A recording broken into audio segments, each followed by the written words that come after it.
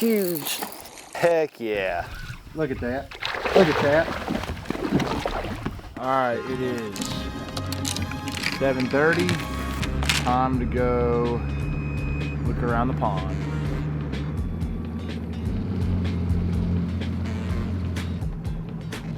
Stay right there.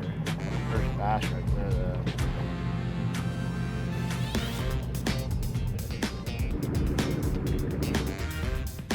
Well, I'm looking right here. Just trying to throw a lipless crankbait a little bit and see if I can fire one up. A little shallower, 2, 3, 4 feet of water.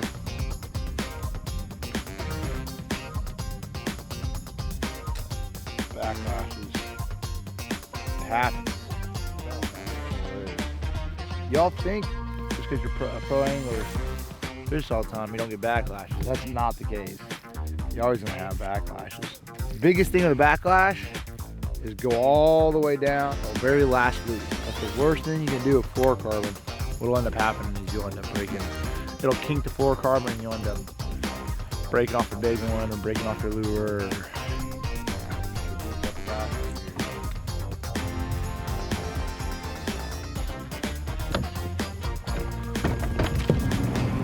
Well, I tried to sort of see if there was some fish offshore. I felt like that would be like a little bit of a sneakier deal, but it would be also more susceptible if the water got dirty. Those fish would scatter out. So spending a little bit of time just to make sure there's no like tons of fish that are out there off the bank, because obviously I love the fish offshore, but I also understand that you can't get caught up with just one thing. So you know, I'm gonna look around and do some other stuff real quick here, probably go shallow and maybe fish around some. I don't, you know, this is the thing, this is pretty far south, so they could start to set up to go spawn, but I wouldn't think that'd be this early, but you never know.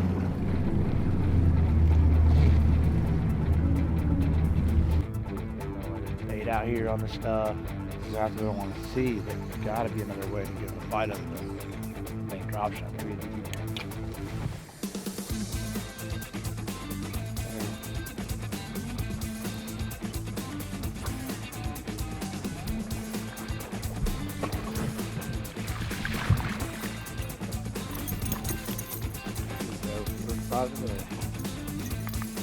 there you go, just like that. Little accent spinnerbait. There you go, 3 pounds.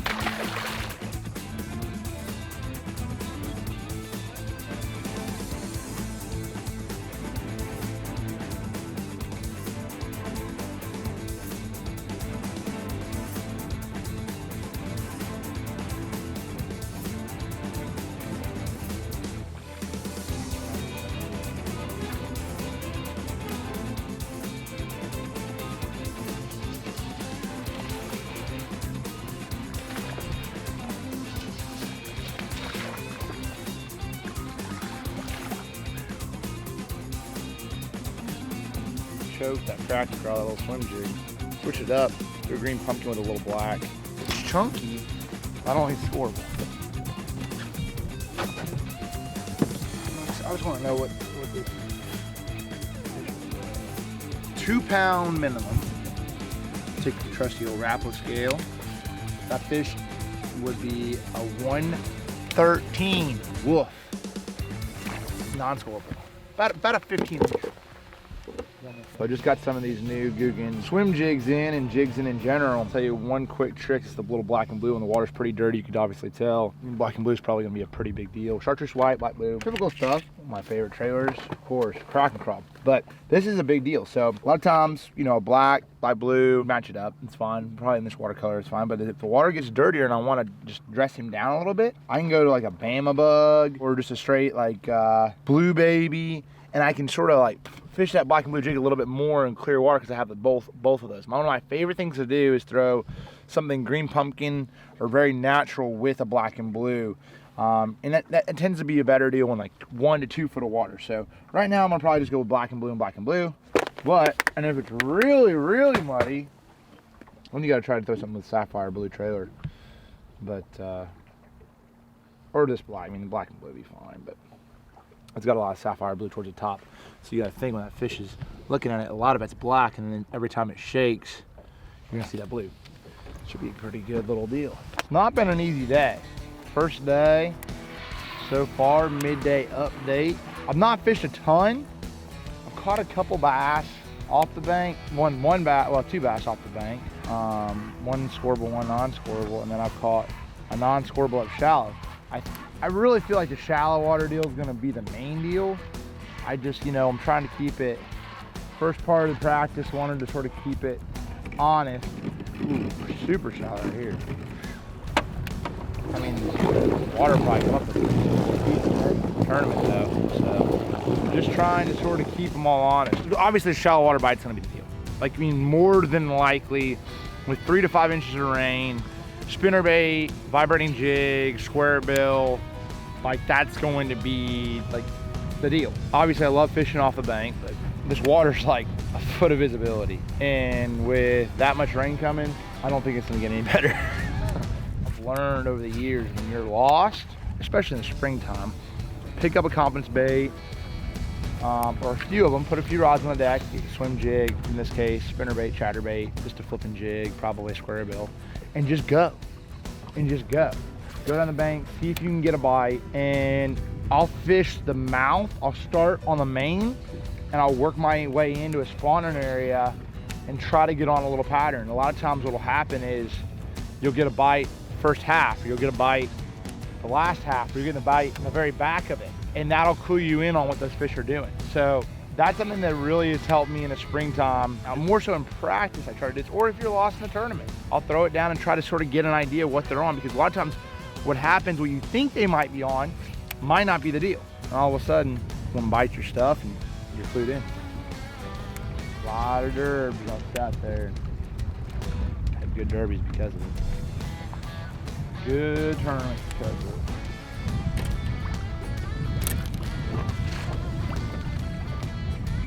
You know, it's crazy. Last time I was here on Lake Eufaula, I won one of the cup events. It was actually the first cup event I won in the fall. This is how crazy this place is, a lot of times there was grass out in 15 foot of water. There's like no grass. Like literally this whole area had grass just a few years ago.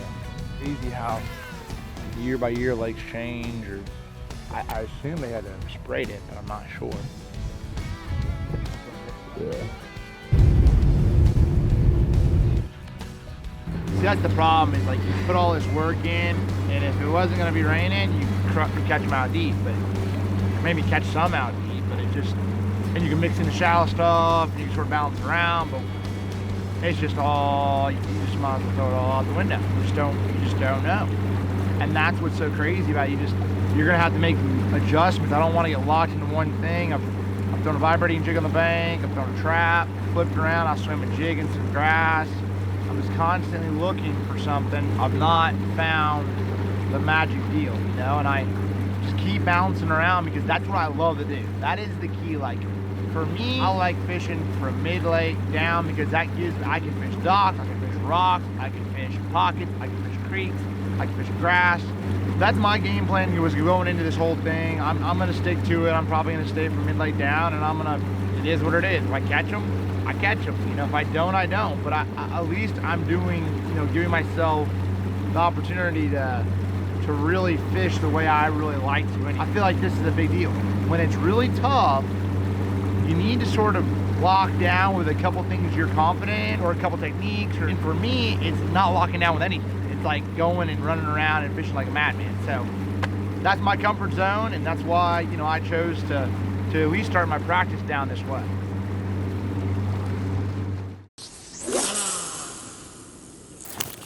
Huge. Heck yeah. Look at that.